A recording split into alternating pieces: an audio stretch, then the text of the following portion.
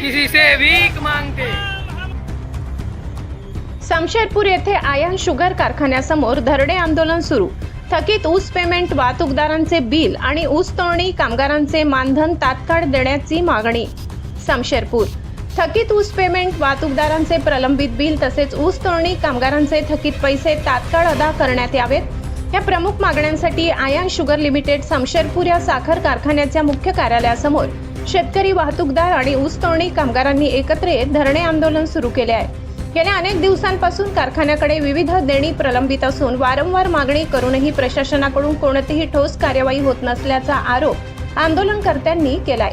आर्थिक अडचणीत सापडलेल्या शेतकरी आणि कामगारांमध्ये यामुळे तीव्र नाराजीचे वातावरण निर्माण झाले आहे। आंदोलनकर्त्यांनी सांगितले की ऊस उत्पादक शेतकऱ्यांनी मोठ्या मेहनतीने ऊस पिकवून कारखान्याकडे दिला, मात्र त्याचे पैसे वेळेत मिळत नसल्याने शेतकऱ्यांची आर्थिक घडी विस्कटली आहे। दुसरीकडे वाहतूकदारांचीही लाखो रुपयांची बिले थकीत असून त्यामुळे त्यांच्यावर कर्जाचा भार वाढत आहे। तसेच ऊस तोडणी कामगारांना त्यांच्या मेहनतीचे मानधन वेळेत न मिळाल्याने त्यांच्या कुटुंबांवर उपासमारीची वेळ आली असल्याची भावना आंदोलनकर्त्यांनी व्यक्त केली।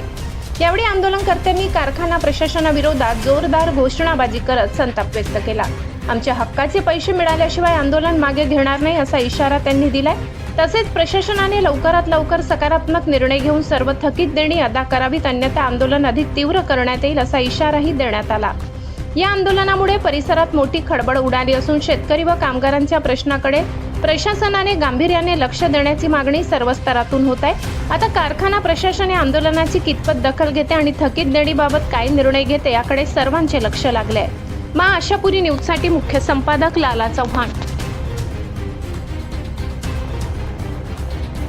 आम्हाला वारंवार तारीख पे तारीख देऊन शेवटी आमचे थकीत बिल यांनी दिलेले नाहीत, म्हणून आज रोजी आम्ही या आयन शुगरच्या कारखान्यावरती ठिय्या आंदोलन म्हणून चालू केलेलं आहे।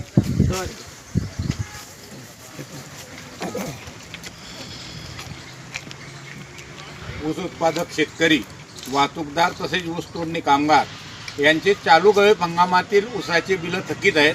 तर या बाबतीत महाराष्ट्राचे मुख्यमंत्री, साखर आयुक्त, साखर उपायुक्त, जिल्हाधिकारी यांना वेळोवेळी लेखी निवेदनं दिलेली होती। मागे 6 तारखेपासून आम्ही या ठिकाणी आंदोलन सुरू करणार होतो, परंतु कारखाना प्रतिनिधींनी जिल्हाधिकारी कार्यालयामध्ये शासनाच्या प्रतिनिधींसमोर लेखी दिलं की 20 तारखेपर्यंत संपूर्ण थकीत पेमेंट आम्ही अदा करू। आज 24 तारीख आली तरी देखील त्यांनी पेमेंट अदा न केल्यामुळे नाईलाजास्तव आम्हाला या ठिकाणी धरणे आंदोलन, ठिय्या आंदोलन सुरू करावं लागतं आहे।